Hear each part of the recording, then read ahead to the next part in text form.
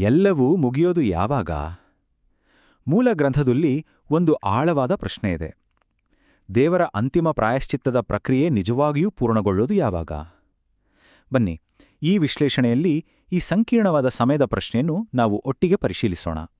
ಸರಿ, ಈ ಒಂದು ಘನವಾದ ವಿಷಯದೊಳಗೆ ಇಳಿಯೋಣ. ನೋಡಿ, ನಾವು ಮೊದಲು ಪ್ರಾಯಶ್ಚಿತ್ತ ಅಂದ್ರೆ ಏನು ಅಂತ ಅರ್ಥ ಮಾಡ್ಕೊಳ್ಳೋಣ. ಆಮೇಲೆ ಈ ಚರ್ಚೆಯ ಮೂಲ ಪ್ರಶ್ನೆ ಏನು ಅಂತ ನೋಡೋಣ.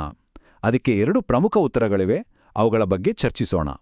ಕೊನೆಗೆ ಇದೆಲ್ಲವೂ ವಿಶ್ವಾಸಿಗಳ ಮೇಲೆ ಹೇಗೆ ಪರಿಣಾಮ ಬೀರುತ್ತೆ ಮತ್ತು ಅಂತಿಮ ತೀರ್ಪಿಗೆ ಹೇಗೆ ದಾರಿ ಮಾಡಿಕೊಡುತ್ತೆ ಅನ್ನೋದನ್ನು ನೋಡೋಣ.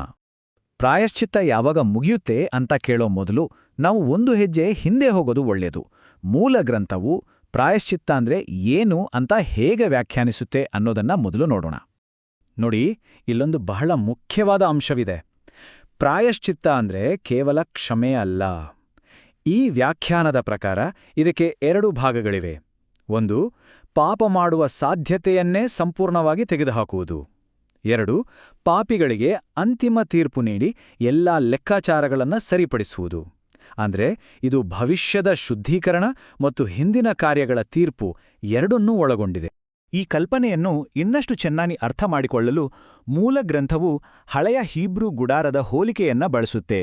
ಇಲ್ಲಿ ನೋಡಿದ ಹಾಗೆ 2 ಬೇರೆ ಬೇರೆ ಕ್ಷೇತ್ರಗಳಿವೆ. ಒಂದು, ಮೇಲಿರುವ ಸ್ವರ್ಗೀಯ ಪವಿತ್ರಾಲಯ, ಅಲ್ಲಿ ಶುದ್ಧೀಕರಣ ನಡೆಯುತ್ತೆ.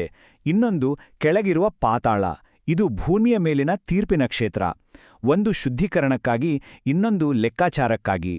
ಸರಿ, ಈಗ ನಮಗೆ ಈ ಪರಿಕಲ್ಪನೆಗಳ ಬಗ್ಗೆ ಒಂದು ಸ್ಪಷ್ಟತೆ ಸಿಕ್ಕಿದೆ. ಈಗ ನಾವು ಚರ್ಚೆಯ ಹೃದಯ ಭಾಗಕ್ಕೆ ಬಂದು ತಲುಪಿದ್ದೇವೆ. ಇದೆಲ್ಲವೂ ಒಂದೇ ಒಂದು ನಿರ್ಣಾಯಕ ಪ್ರಶ್ನೆಯ ಸುತ್ತ ಗಿರಕ್ಕೆ ಒಡೆಯುತ್ತೆ. ಅದೇ ಈ ಪ್ರಶ್ನೆ: ಸ್ವರ್ಗೀಯ ನಿಜವಾದ ಪವಿತ್ರಾಲಯದ ಪ್ರಾಯಶ್ಚಿತ್ತವು ಪೂರ್ಣಗೊಂಡಿದೆ ಅಂತ ನಾವು ಯಾವ ನಿಖರವಾದ ಕ್ಷಣದಲ್ಲಿ ಹೇಳಬಹುದು? ಈ ಪ್ರಶ್ನೆಗೆ ಉತ್ತರ ಏನು?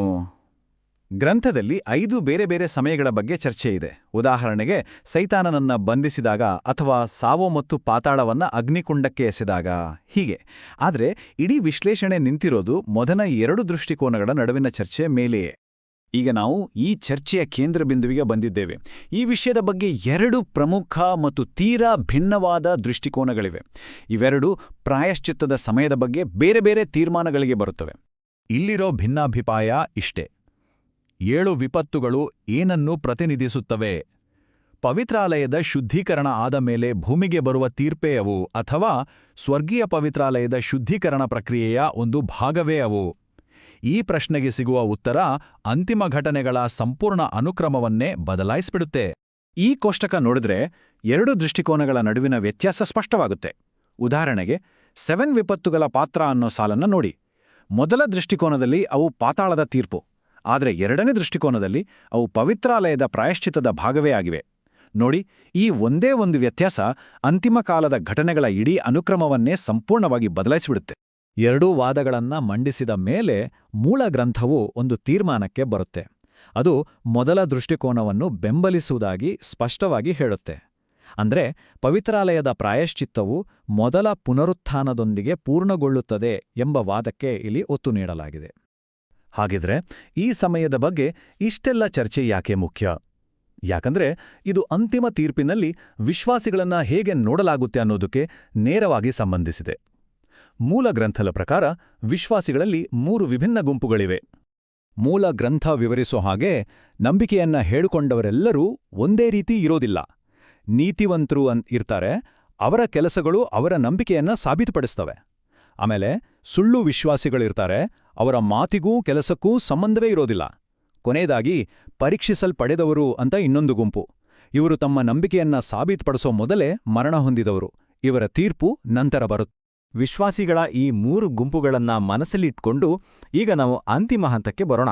ಅದೆಂದರೆ ಇತಿಹಾಸದ ಕೊನೆಯಲ್ಲಿ ನಡೆಯುವ ವಿಶ್ವದ ಲೆಕ್ಕಾಚಾರದ ಅಂತಿಮ ಅನುಕ್ರಮ. ಈ ಸ್ಲೈಡ್ನಲ್ಲಿ ಅಂತಿಮ ಘಟನೆಗಳ ಸಂಪೂರ್ಣ ಮಾರ್ಗಸೂಚಿ ಇದೆ.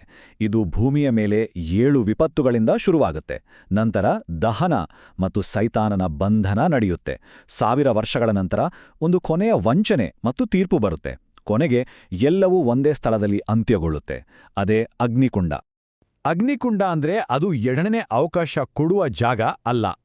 ಮೂಲ ಗ್ರಂಥವು ಇದನ್ನ 2ನೇ ಮರಣ ಅಂತ ಕರೆಯುತ್ತೆ. ಅಂದ್ರೆ ಇದು ಪಾಪದ ಸಾಲವನ್ನ ಅಂತಿಮವಾಗಿ ತೀರಿಸುವ ಒಂದು ವ್ಯವಸ್ಥೆ. ಇಲ್ಲಿ ತೀರ್ಪು ಸಂಪೂರ್ಣವಾಗಿ ಜಾರಿಯಾಗುತ್ತೆ ಮತ್ತು ಎಲ್ಲ ಲೆಕ್ಕಾಚಾರಗಳು ಮುಗಿದು ಹೋಗ್ತವೆ. ಹಾಗಾಗಿ ಈ ಚರ್ಚೆ ಕೊನೆಯಲ್ಲಿ ನಾವು ಈ ಒಂದು ಮೂಲಭೂತ ಪ್ರಶ್ನೆಯೊಂದಿಗೆ ಉಳಿದುಕೊಳ್ಳುತ್ತೇವೆ.